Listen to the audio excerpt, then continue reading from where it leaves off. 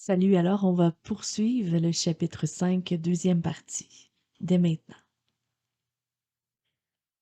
Comprends-tu ce qui vient de se passer? Me demanda-t-elle, sachant très bien que lorsque le Seigneur pose une question, ce n'est pas pour obtenir une information. Je me mis à méditer. Je savais que c'était une réalité. Comparé à lui, je suis moins qu'un grain de poussière de la terre, et pour une raison ou une autre, il voulait que j'en fasse l'expérience. En réponse à mes pensées, elle développa le sujet. Ce que tu es en train de penser est vrai, mais cette évaluation de l'homme par rapport à Dieu n'est pas une question de dimension. Tu as commencé à expérimenter la puissance de ma parole. Se voir confier ma parole, c'est se voir confier la puissance qui maintient le monde. Je n'ai pas fait cela pour que tu te sentes insignifiant, mais pour t'aider à comprendre qu'en te confiant la puissance de la parole de Dieu, j'ai accompli quelque chose d'extrêmement sérieux. Dans toutes tes entreprises, rappelle-toi qu'un seul mot de Dieu à l'homme a plus de valeur que tous les trésors de la terre.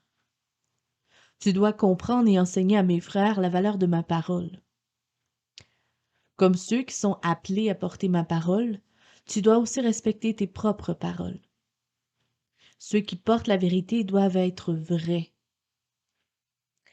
Alors que j'écoutais, je me sentis pousser et lever les yeux vers un des trônes non loin de nous. Je vis tout de suite un homme que je reconnus. C'était un grand évangéliste de mon enfance, et beaucoup pensaient qu'il avait reçu plus de puissance que quiconque dans toute l'histoire de l'Église. J'avais lu des choses sur lui, j'avais écouté des messages enregistrés. Il était difficile de rester insensible à son authentique humilité et à l'évidence de son amour pour le Seigneur et pour les personnes.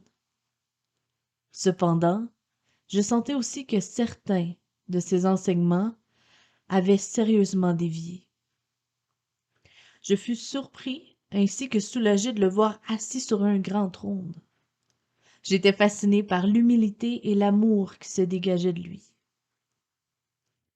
Comme je me tournais vers le Seigneur pour demander si je pouvais parler à cet homme, je vis combien le Seigneur l'aimait, de toute évidence.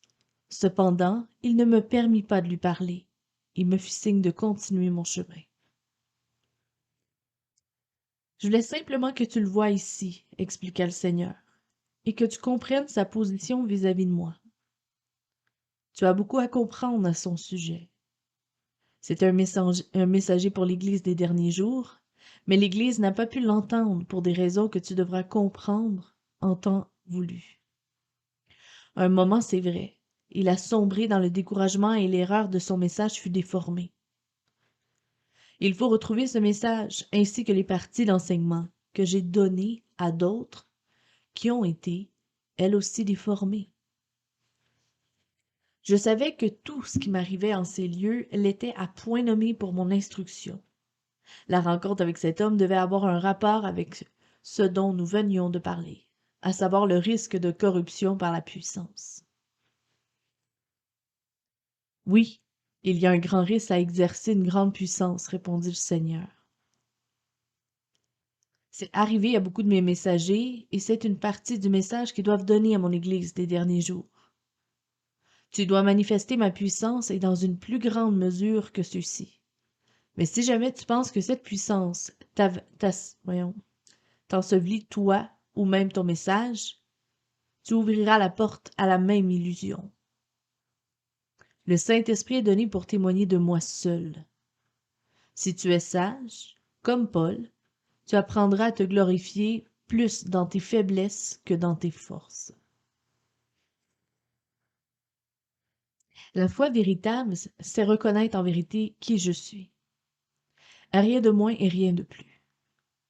Mais tu ne dois jamais oublier que même si tu demeures en ma présence, et même si tu me vois tel que je suis, tu risques de tomber si tu te détournes de moi pour fixer ton regard sur toi. C'est ce qui a causé la chute de Lucifer. Il habitait ces lieux, il contemplait ma gloire et la gloire de mon Père. Cependant, il la regardait en lui-même plus qu'à nous. Alors il s'est orgueilli de sa position et de sa puissance. Ceci est arrivé à bon nombre de mes serviteurs, à qui j'avais laissé voir ma gloire et à qui j'avais confié ma puissance. Si tu commences à penser que c'est à cause de ta sagesse, de ta justice ou même de ton attachement à la pure doctrine, tu trébucheras. Je savais que c'était l'avertissement le plus important de tout ce que j'avais reçu ou entendu en ces lieux. Je voulais repartir pour me lancer dans le dernier combat, mais je doutais sérieusement de pouvoir le faire sans tomber dans les pièges qui semblaient surgir de partout. Je regardai à nouveau le Seigneur. Il était sagesse, enfin, il était sagesse, et je pensais que j'avais terriblement besoin de le connaître comme, comme tel quand je repartirais. Il me dit encore, il t'est avantageux de perdre confiance en toi. Sinon, je ne pourrais pas te confier la puissance des temps à venir. Moins tu auras de confiance en toi, et plus je te confierai la puissance. Si. J'attendis longtemps la suite, mais le Seigneur ne dit rien. Je savais en quelque sorte qu'il voulait que je continue la phrase, mais je ne savais que dire. Cependant, plus je le regardais, et plus j'éprouvais d'assurance en moi. Finalement, oui, je sus quoi dire. Si je mets ma confiance en toi, ajoutai-je. Oui. Tu dois avoir la foi pour faire ce à quoi tu es appelé, mais c'est la foi en moi. Ce n'est pas suffisant que tu perdes confiance en toi. Cela ne fait qu'aboutir à l'insécurité. Si tu ne remplis pas le vide par la confiance en moi, c'est ainsi que beaucoup de ces gens se sont égarés. Ces hommes et ces femmes étaient prophètes, mais plusieurs par insécurité n'ont pas voulu qu'on les appelle ainsi, ce qui était faux, car ils étaient bien prophètes. La fausse humilité est aussi un piège. Si l'ennemi pouvait les tromper en leur faisant croire qu'ils n'étaient pas vraiment prophètes, il pouvait aussi leur laisser croire qu'ils étaient plus grands qu'en réalité, en les rendant trop sûrs d'eux-mêmes. La fausse humilité ne chasse pas l'orgueil, ce n'est qu'une autre façon de se centrer sur soi. Ce que l'ennemi a le plus exploité. Tous tes échecs auront une même cause, l'égocentrisme. L'égocentrisme, voilà, ouais. La seule façon d'en être délivré, c'est de marcher dans l'amour. L'amour ne recherche pas son intérêt. Tandis que je réfléchissais à tout ça, puis on s'entend qu'il y en a en masse à réfléchir, je commençais à voir les choses dans une clarté merveilleuse. J'entrevoyais toute expérience du début à la fin comme étant centrée sur ce simple et unique message. Comme je me laisse facilement détourner de toi, me lamentai-je. Le Seigneur s'arrêta et me regarda, avec une expression que je souhaitais ne jamais oublier. Il sourit. Je ne voulais pas abuser de la situation, mais en un sens, je sentis que lorsqu'il souriait ainsi, je pouvais tout lui demander et qu'il me le donnerait. Alors je tentai ma chance. Oh, une autre prière audacieuse. Seigneur, lorsque tu as dit que la lumière soit, la lumière fut. En Jean 17, tu as prié pour que nous t'aimions de l'amour dont le Père t'aimait. Je te prie, me diras-tu maintenant, que l'amour soit en toi afin que je t'aime de l'amour du Père? Il continua de sourire et mit son bras autour de moi comme un ami. Je t'ai dit cela avant la création du monde, quand je t'ai appelé. Je l'ai dit aussi à tes frères, ceux qui combattront avec toi dans les derniers combats. Tu connaîtras l'amour de mon Père pour moi. C'est un amour parfait qui chassera toutes tes craintes. Cet amour te permettra de croire en moi, de sorte que tu feras les œuvres que j'ai faites et de plus grandes. Car je suis avec mon Père et tu connaîtras son amour pour moi, et les œuvres qui te seront données à faire me glorifieront. Maintenant, pour ton bien, je dis encore que l'amour de mon Père soit en toi. J'étais inondée de reconnaissance pour toute cette expérience. J'aime tes jugements, dis-je, prêt à me retourner pour revoir le trône de justice. Mais le Seigneur m'en empêcha. Ne regarde pas en arrière. Je ne suis pas sur mon trône, mais ici. Je te ferai sortir de cette salle et te mènerai à ta place dans le combat, mais ne regarde pas en arrière. Tu dois voir mon trône de justice avec les yeux du cœur, car c'est ainsi que tu le trouveras. Exactement comme le jardin et comme les trésors du salut? Oui, tout ce que je le fais dans ton cœur. C'est là que coule l'eau vive, c'est là que je suis. Puis il me fit un geste et me regardait, en écartant le manteau de l'humilité. Ce que je fis me stupéfia.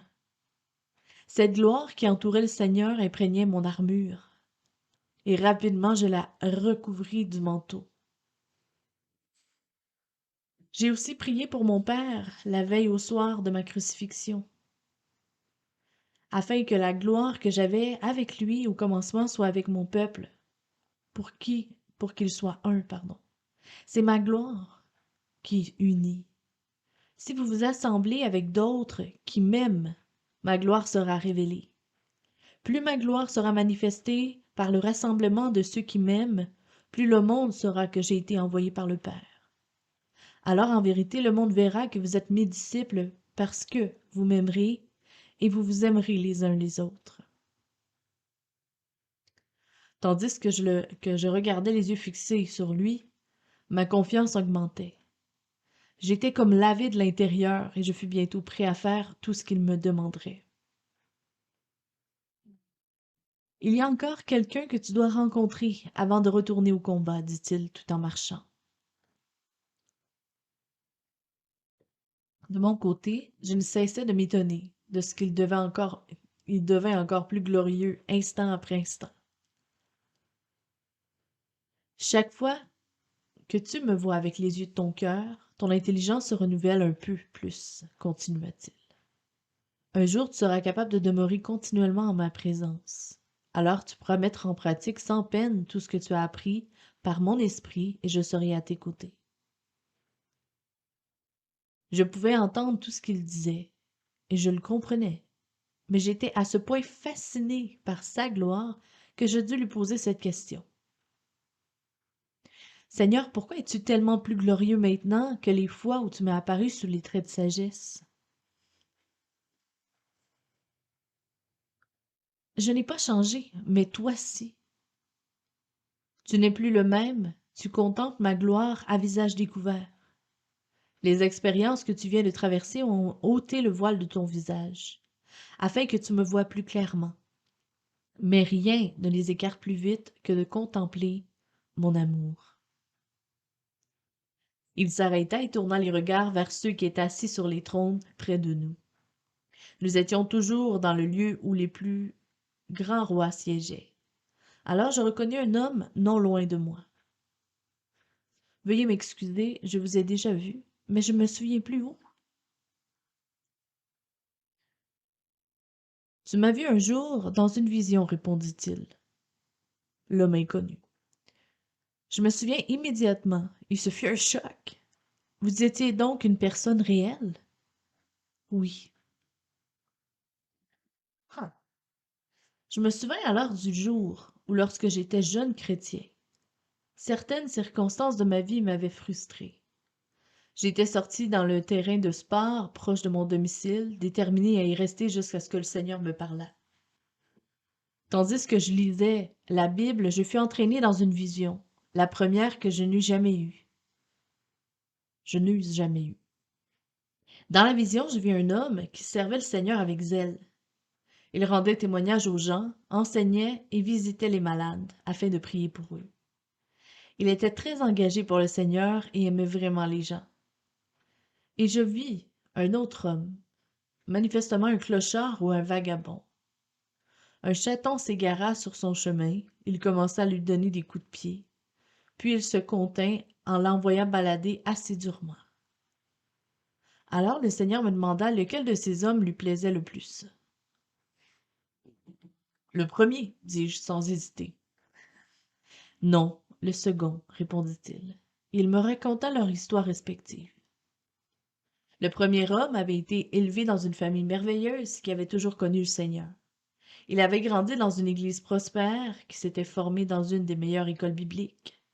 Il avait reçu 100 portions de l'amour du Seigneur, mais il n'en avait utilisé que 75. Le second homme était né sourd. Il avait été violenté et enfermé dans un grenier froid et sombre, où les autorités l'avaient découvert à l'âge de 8 ans. Puis, il était passé d'une institution à une autre, où là encore, il avait été maltraité. Finalement, on l'avait mis à la rue. Pour surmonter tout cela, le Seigneur ne lui avait donné que 3 portions de son amour. Mais l'homme en avait tiré parti jusqu'au fond, pour lutter contre la rage qu'il avait dans le cœur et s'empêcher de faire du mal au chaton. Et maintenant, je regardais cet homme, un roi sur un trône, bien plus glorieux que Salomon lui-même n'aurait pu l'imaginer. Des cohortes d'anges étaient rangés autour de lui. Il attendait ses ordres.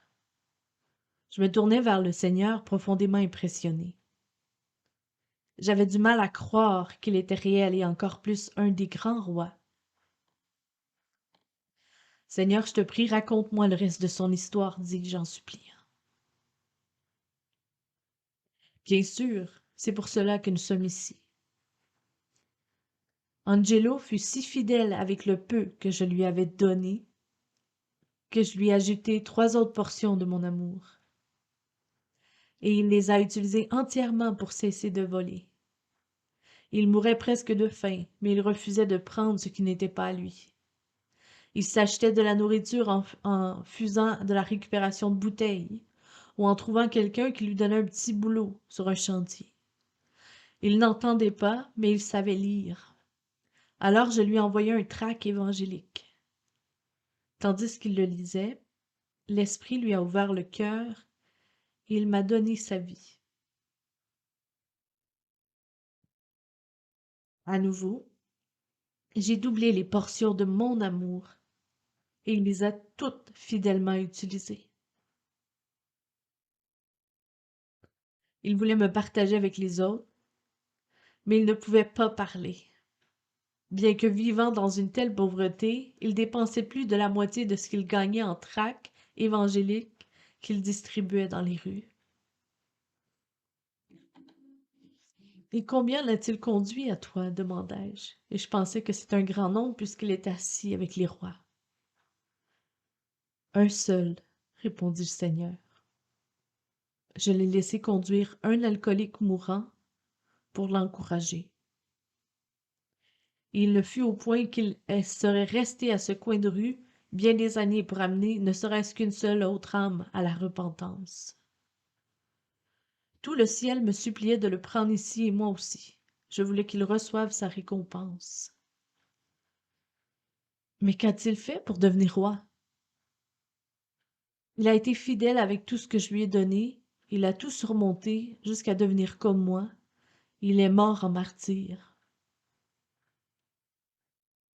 A-t-il surmonté et en quoi a-t-il été martyr? Il a vaincu le monde avec mon amour. Bien peu ont tant surmonté avec si peu. Un bon nombre parmi mon peuple habitent des demeures que les rois auraient enviées il y a un siècle, à cause de leur confort, mais qu'ils n'apprécient même pas. Tandis qu'Angelo appréciait tant une boîte en carton par une nuit froide qu'il la transformait en temple rempli de la gloire de ma présence. Il s'est mis à aimer tout le monde. Il se réjouissait plus pour une pomme que bien des miens devant un grand festin. Il était fidèle avec tout ce que je lui donnais, même si c'était peu par rapport à ce que je donnais aux autres, toi y compris. Je te l'ai montré dans une vision car tu es souvent passé devant lui. Une fois tu l'as montré à l'un de tes amis et tu as fait un commentaire à son sujet. Moi? Et qu'ai-je dit? Tu as dit, en voilà encore un qui se prend pour Élysée et qui a dû s'échapper de la gare routière. Tu as dit que c'était un dingue religieux, envoyé par l'ennemi pour détourner les gens de l'Évangile. Ce coup qui m'était porté fut le plus terrible de toute cette expérience. J'étais plus que bouleversée, j'étais atterrée.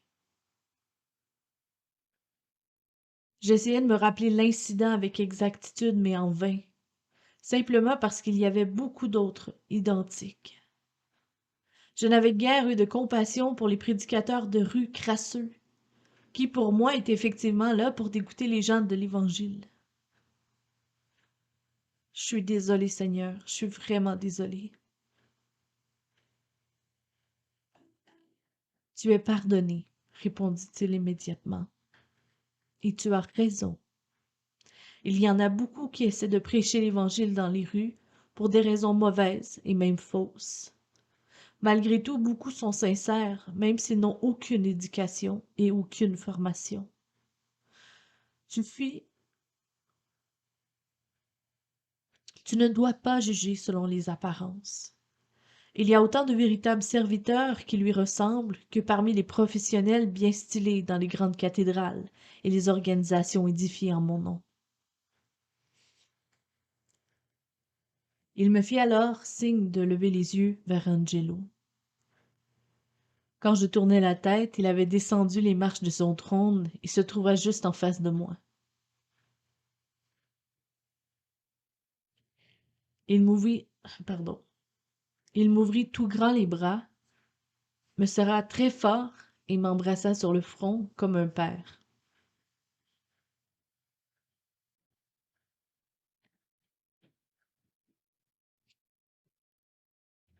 L'amour m'inonda, me traversa avec une intensité telle que je craignis pour mon système nerveux. Extraordinaire. Quand il me laissa aller, je titubais, comme si j'étais ivre, mais c'était une sensation merveilleuse. Cet amour-là, je ne l'avais encore jamais ressenti. Il aurait pu te donner cet amour sur terre, poursuivit le Seigneur. Il avait beaucoup à partager avec mon peuple, mais personne ne voulait l'approcher. Même mes prophètes l'évitaient. Il grandissait dans la foi par la lecture de la Bible qu'il avait achetée et ou un ou deux livres qu'il lisait et relisait. Il a essayé de trouver une église, mais aucune n'a voulu le recevoir. Si on l'avait accueilli, on m'aurait accueilli.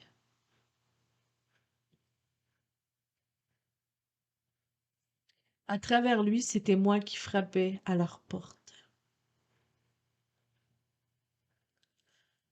Désolée, j'ai un moment de sensiblerie. C'est impressionnant. Oh, c'est beau.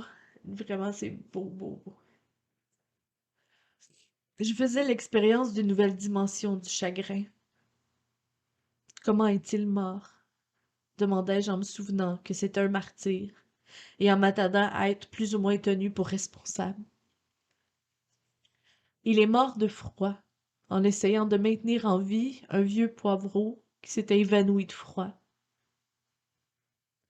En regardant Angelo, j'avais de la peine à croire combien mon cœur avait été dur. Cependant, je ne comprenais pas encore en quoi cela faisait de lui un martyr, car j'avais toujours cru que c'était un titre réservé à ceux qui mouraient pour avoir refusé tout compromis dans leur témoignage. Seigneur, je sais qu'il est véritablement vainqueur et qu'il mérite d'être ici. Mais est-ce que tous ceux qui meurent de cette façon sont considérés comme des martyrs?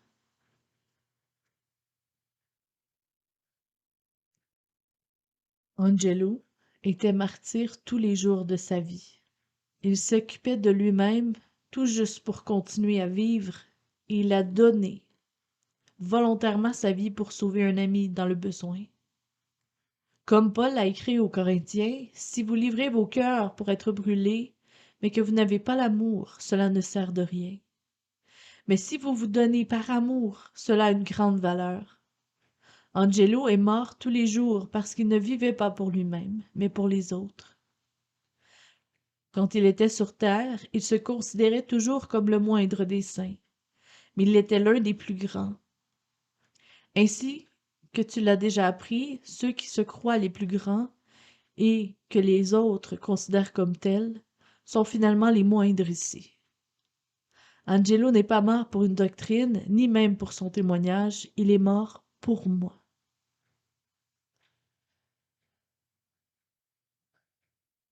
Seigneur, je te prie, aide-moi à m'en souvenir. Ne permets pas que j'oublie ce que je vois ici, une fois que je serai reparti, suppliai-je. Voilà pourquoi je suis avec toi ici, et le serai quand tu t'en iras. La sagesse est de voir avec mes yeux et de ne pas se fier aux apparences. Je t'ai montré Angelo en vision afin que tu le reconnaisses en passant près de lui dans la rue. Si tu lui avais dit que tu connaissais son passé, je te l'avais montré dans une vision, il m'aurait alors donné sa vie. Tu aurais pu faire un disciple de ce grand roi, et il aurait eu un grand impact sur mon Église. Si mon peuple regardait les autres avec mes yeux, Angelo et bien d'autres à sa ressemblance seraient reconnus.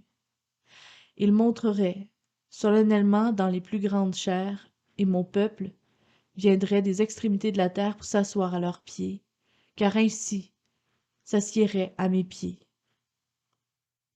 Angelo t'aurait enseigné à aimer et comment investir les dons que je t'avais faits, afin que tu portes plus de fruits. J'avais tellement honte que je ne voulais même pas regarder le Seigneur. Mais je finis par me tourner à nouveau vers lui, car je sentais que ma douleur me menait vers l'égocentrisme. Alors je fus pratiquement aveuglé par sa gloire. Il fallut un moment, puis mes yeux s'habituèrent peu à peu, et je pus le distinguer. « Rappelle-toi que tu es pardonné, dit-il. Je ne te montre pas ces choses pour te condamner, mais pour t'enseigner. Souviens-toi toujours que la compassion ôtera les voiles de ton âme plus vite que toute autre chose. » Tandis que nous reprenions notre marche, Angelo parla pour la première fois. « Je t'en prie, n'oublie pas, mes amis, les sans-abri. Beaucoup aimeront le Sauveur si quelqu'un va vers eux. »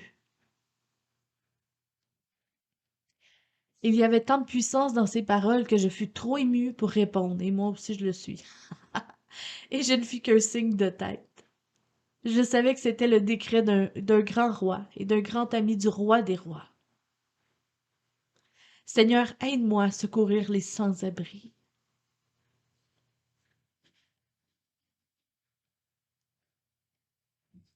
J'aiderai tous ceux qui les aideront. Si tu aimes ceux que j'aime, tu auras toujours mon aide. Mon aide sera à la mesure de ton amour. Tu as souvent demandé une plus grande part de mon onction, et tu la recevras si tu agis ainsi, en aimant ceux que j'aime. Quand tu les aimes, c'est moi que tu aimes. Quand tu leur donnes, c'est à moi que tu donnes, et je te donnerai encore plus en retour. Mes pensées me portèrent vers ma maison, si plaisante, et sur tout ce que je possédais. Je n'étais pas riche, mais à vue humaine, je vivais bien plus confortable que les rois à peine un siècle auparavant. Cela ne m'avait jamais culpabilisé, mais à présent, si. En un sens, c'était un bon sentiment, mais en même temps, quelque chose me semblait faux. Je tournai les regards vers le Seigneur, car je savais qu'il m'aiderait. Souviens-toi de ce que je t'ai dit, que ma parfaite loi d'amour a séparé la lumière des ténèbres. Quand vient la confusion comme pour toi en ce moment, tu sais que ce que tu ressens n'est pas ma parfaite loi d'amour. J'aime profondément donner de bonnes choses à ma famille, comme toi la tienne. Je veux que tu les apprécies et que tu en profites. Seulement, tu ne dois pas les idolâtrer et tu dois librement les partager quand je t'y appelle. D'un seul signe de la main, je pourrais instantanément ôter toute pauvreté de la terre. Il y aura un jour de jugement, où les montagnes et les lieux élevés seront abaissés, et où les pauvres et les opprimés seront élevés, mais c'est moi qui le ferai. La compassion humaine m'est aussi contraire que l'oppression humaine. Elle est utilisée en substitution à la puissance de ma croix. Je ne t'ai pas appelé au sacrifice, mais à l'obéissance. Parfois, il te faudra le sacrifice pour m'obéir. Mais s'il n'est pas accompli dans l'obéissance, il sera un obstacle entre toi et moi. Tu es coupable d'avoir mal jugé et maltraité ce grand roi qui fut mon serviteur sur la terre. Ne juge personne avant de me demander conseil. Tu ne peux imaginer toutes les rencontres que tu as manquées et que je t'avais préparées, simplement parce que tu n'étais pas à mon écoute. Cependant, je ne t'ai pas montré tout cela pour te culpabiliser, mais pour t'amener à la repentance, afin que tu n'agisses plus ainsi. Si tu réagis en coupable, tu feras les choses comme une compensation, ce qui est une offense à ma croix, qui seule peut ôter ta culpabilité. Et parce que je suis allé à la croix pour ôter ta culpabilité, tout ce que tu fais pour l'effacer n'est pas fait pour moi.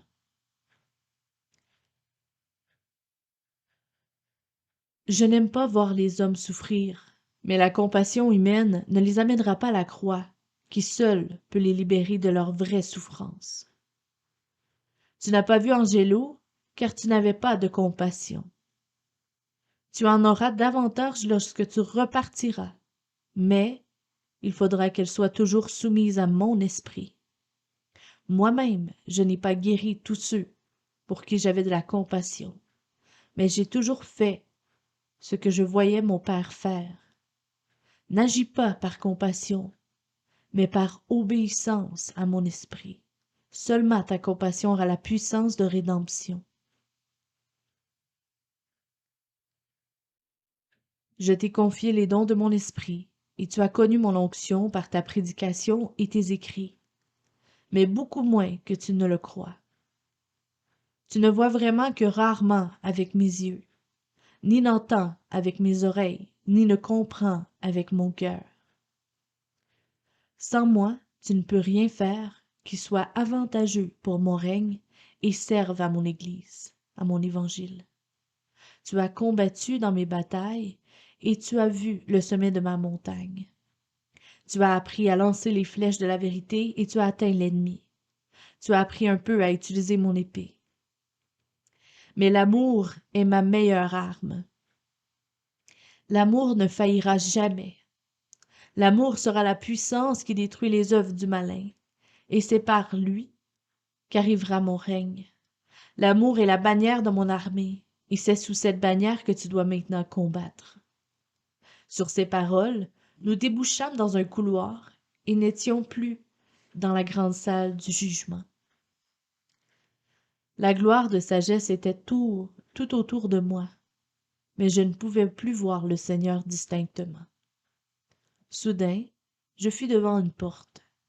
Je me retournai, car je ne voulais pas sortir. Cependant, je sus immédiatement qu'il le fallait.